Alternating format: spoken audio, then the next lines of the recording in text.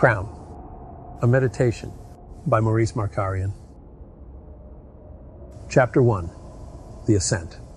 In a forsaken landscape of desolation, where the world had been carved by the brutal claws of destruction, trudged a man named Jonas and a woman named Ilara. They meandered through the barren wastes with a singular mission, an unwavering purpose that haunted their every step, to procure a pail of the lifeblood of humanity, water. Jonas squinted at the horizon, the ashen sky casting an eerie pallor over his worn face. Ilara, reckon it's up that hill yonder? Ilara studied the surroundings, her once vibrant eyes now dulled by the constant pressing weight of despair. Seems to be, Jonas. Time's in short supply, and I don't believe we have much choice. The pair embarked upon the hill, their sullen voices cutting through the oppressive silence like a dull blade.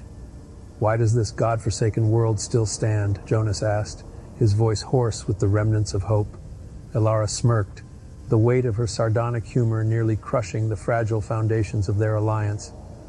"That's a question for someone with a divine hotline, Jonas."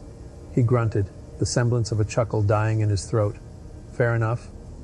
As they trudged up the incline, the landscape seemed to distort and reform, echoing the disintegrating order of their lives. For in this desolate world, fate itself seemed to have turned its back on them. Chapter 2. The Crumbling Summit. As Jonas and Ilara ascended, the incline became a relentless force. Time stretched before them, each step a torturous journey across the scorched earth. The hill bore the marks of countless battles, an eternal monument to humanity's hubris. "Jonas," Ilara gasped, sweat and grime mingling with the dust that clung to her face. Do you reckon we're being punished for our past? For what we did to this earth?" Jonas stared blankly ahead, eyes locked on the goal that seemed to recede ever farther into the distance. "Punishment? No, Ilara. This here ain't punishment. This is indifference. The universe don't care none about us. We're dust, and to dust we'll return." She sighed, her tired feet crunching on the lifeless soil. "Maybe you're right. Perhaps we were never meant to rise above the dirt that bore us." They reached the peak of the hill, and before them lay a sight as tragic as it was cruel. The pail, rusted and forgotten, stood testament to the folly of a people who believed they could control their destiny. Jonas approached the forsaken relic, his voice trembling. Looks like we ain't alone in this struggle." Ilara's laughter echoed through the desolation. "Oh, Jonas, you sweet fool. It's a good thing we have each other."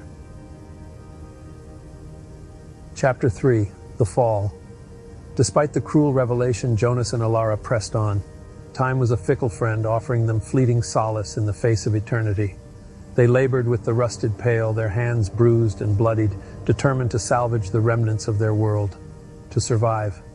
As they began their descent, Jonas spoke softly, as if not to disturb the ghosts that haunted the landscape. "Ilara, I've been wondering, what do you think awaits us after we draw our final breath?" Her gaze remained fixed on the path, but her voice revealed the fragile vulnerability that clung to her soul. "Jonas, I used to believe there was something beyond this, a place where everything would make sense. Now I'm not so certain. Perhaps this is all we have." His heart ached with the pain of her uncertainty, but he could not conjure the words to comfort her. Silence resumed its iron grip on their world, until their footfalls were once again the only sound to pierce the desolation. As Jonas navigated the treacherous path, the ground betrayed him, crumbling beneath his feet. He fell with a sickening crunch, the shattered remnants of his hope gouged into the earth. "Jonas!" Ilara screamed, her voice raw with anguish. But even as she reached for him, she felt the merciless hands of fate tugging at her ankles, ready to pull her into oblivion. Chapter 4. A World in Ruins. Jonas lay upon the unforgiving ground, the shards of his shattered conviction piercing his heart. His voice was weak, but he managed to call out to Ilara, who clung desperately to the edge of the abyss. "Ilara, don't you give in now. Fight it. There's still time." As she struggled against the inevitable, her eyes met his. "You're right, Jonas. I can't let this be the end." With every ounce of strength she had left, Ilara dragged herself back from the precipice, collapsing beside Jonas. She cradled his head in her lap, his breath shallow and strained. "Jonas, I'm sorry. I should have been there for you." His lips twitched, a weak attempt at a smile. "No, Ilara. This ain't your fault. This world It breaks us all in the end. Together they surveyed the bleak landscape, their dreams and aspirations reduced to rubble by a cruel, uncaring universe. A world where human folly and the cruel indifference of fate had conspired to obliterate all hope. "Ilara," Jonas whispered, his voice barely audible. "Do you think there's any chance for redemption? For us? For the world?" Her eyes welled with tears, but she refused to let them fall. "I don't know, Jonas, but as long as we're still breathing, I have to believe there's still a chance." Chapter 5. The Final Descent. Jonas's breathing grew more labored, his body a fraying tether that threatened to snap.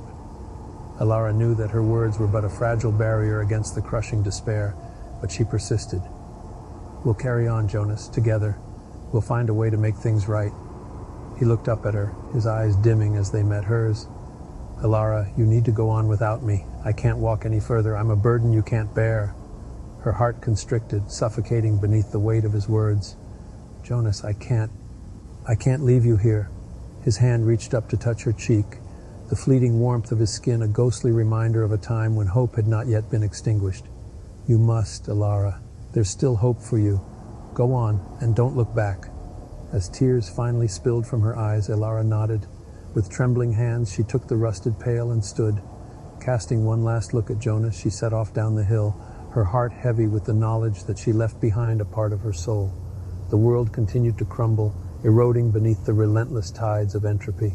Ilara walked alone, the rusted pail a constant reminder of the struggle she carried with her. And as the sun set upon the ruins of civilization, the shadows of the past whispered that all hope had been but an illusion, and only the merciless march of time remained.